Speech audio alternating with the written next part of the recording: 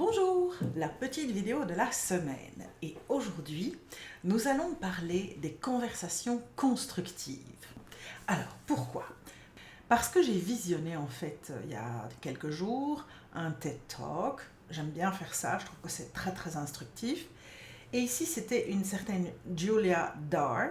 Elle est néo-zélandaise. Et en fait, elle parlait de son père qui est allé aux États-Unis au moment des élections pendant un certain temps pour interviewer la population et rentrer en conversation avec eux, se rendant compte en fait qu'il était face à des gens qui avaient des opinions très différentes. Et pour pouvoir engager une conversation et pour pouvoir vraiment essayer d'aller au-delà des clivages, des opinions personnelles, etc., il a compris en définitive qu'il y avait une certaine approche à devoir avoir.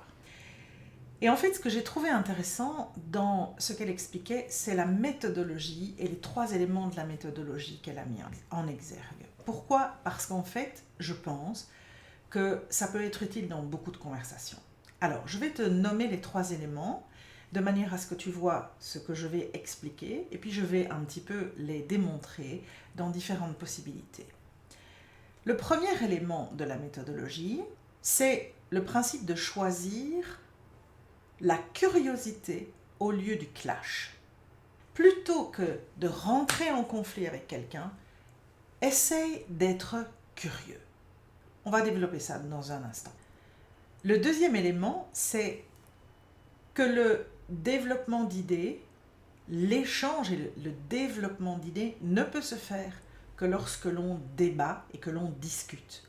Si tu es apte à pouvoir échanger avec quelqu'un, cette personne va réagir, elle va t'expliquer ce qu'elle pense et effectivement, cela va permettre de vraiment développer les idées, d'aller plus loin que la première étape, que le premier clivage, que la première déclaration éventuellement que quelqu'un te fait. Donc, j'insiste sur ce détail et je vais t'expliquer pourquoi après. Et le troisième point, je l'ai trouvé extrêmement intéressant, c'est s'ancrer dans un but commun. Alors, on va prendre ce premier point, le troisième, parce que je veux que tu comprennes bien ce que ça veut dire. S'ancrer dans un but commun, ça veut dire que dès le départ dans la conversation, vous devez être d'accord, que vous avez un but similaire. Ça peut changer complètement les conversations. Je vais te donner le premier exemple qui m'est venu en tête au moment où j'ai entendu cela. Je me suis dit, en fait, il n'y a pas très longtemps, j'étais dans un avion et il y avait derrière moi un couple de jeunes. Ils devaient avoir, je ne sais pas, entre 20 et 25 ans. Et ils ont pinaillé, je m'excuse de la terminologie, parce qu'en fait, quand je les écoutais, je me rendais compte qu'ils se disputaient sans jamais écouter la réponse de l'autre.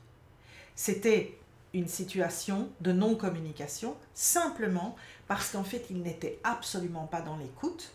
Ils étaient uniquement dans le pinaillement, dans « je veux avoir le dernier mot et donc je vais te remballer quelque chose ».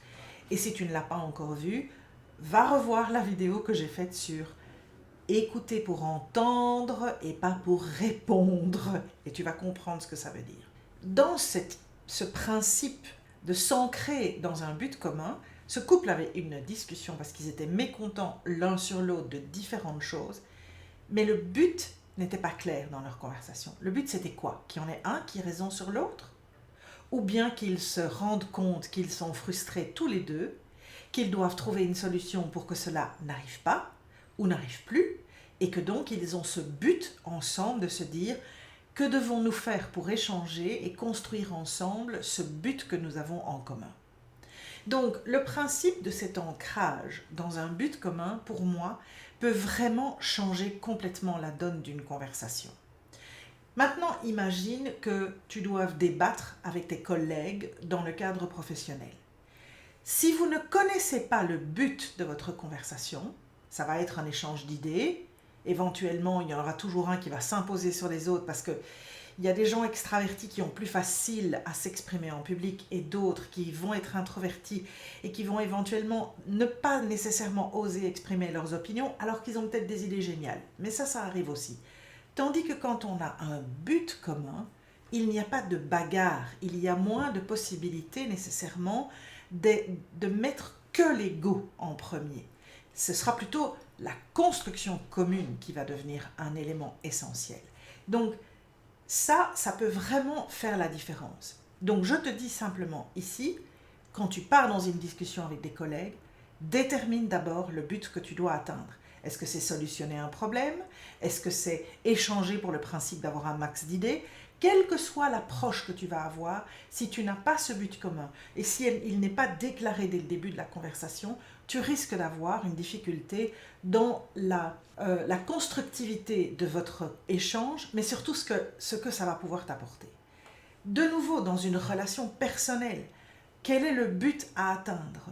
Est-ce que tu veux pouvoir trouver un terrain d'entente avec la personne avec laquelle tu t'es disputé? Est-ce que tu veux pouvoir démontrer quelque chose? Est-ce que tu veux simplement que la personne t'écoute parce que tu as besoin de lui expliquer quelque chose? Si tu peux déterminer ce but et qu'il devienne un but commun, que l'autre accepte éventuellement de rentrer dans ce que tu as envie d'essayer d'atteindre, alors à ce moment-là, tu aides déjà à cette construction dans la discussion. Je voulais mettre en exergue ce premier point. Alors, le deuxième point, c'est le développement des idées grâce à l'échange. Et il est lié au premier point, qui est la curiosité plutôt que le clash. Ces deux points, il faut bien les comprendre. Et je pense que tu vas les comprendre naturellement. Quand tu pars dans une discussion avec un sentiment négatif, quand tu te dis que tu veux avoir raison, que tu veux avoir le dernier mot, tu n'es pas dans un état de communication, tu es dans un état de colère. C'est-à-dire l'état où il y en a un qui n'est pas en état de pouvoir vraiment communiquer.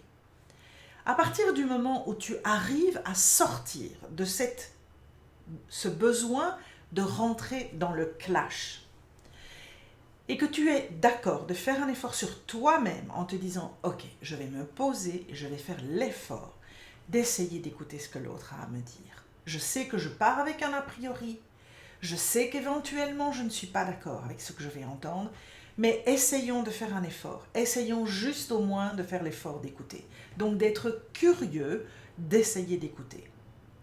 Et à ce moment-là, lorsque tu te mets dans cette position, et que tu es face à quelqu'un qui éventuellement énonce quelque chose qui te choque, qui est à l'antithèse de ce que tu penses, qui ne correspond mais absolument pas à ce que toi tu aurais expliqué ou le point de vue que tu aurais défendu, eh bien tu vas t'étonner de te rendre compte que quand tu pars sur cet a priori de curiosité, ce que tu vas faire, ce n'est pas rentrer dans la confrontation qui vient au clash, mais plutôt de te dire « Ok, restons ouverts, posons-lui cette question.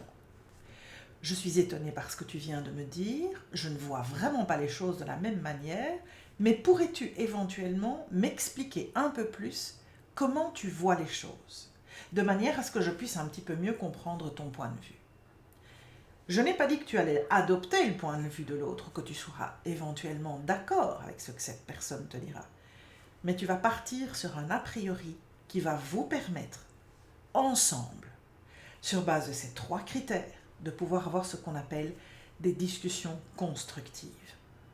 Est-ce qu'elles vont toutes aboutir à des conclusions qui seront positives pour tout le monde? Peut-être pas.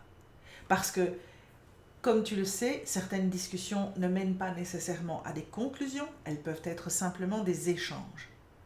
Mais lorsque tu viens avec une attitude de constructivité, lorsque tu aides la personne avec laquelle tu dois discuter, à pouvoir déterminer un but commun, ce qui vous permettra déjà de définir est-ce que vous avez un but et s'il y en a un, quel est ce but?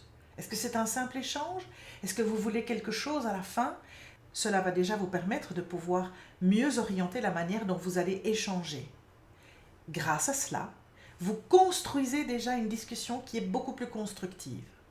Et si en plus tu arrives à sauter le pas, à ne pas te braquer lorsque tu entends quelque chose que tu n'aimes pas, à être curieux de te dire « Ok, je ne suis absolument pas d'accord, mais je suis d'accord d'essayer de comprendre.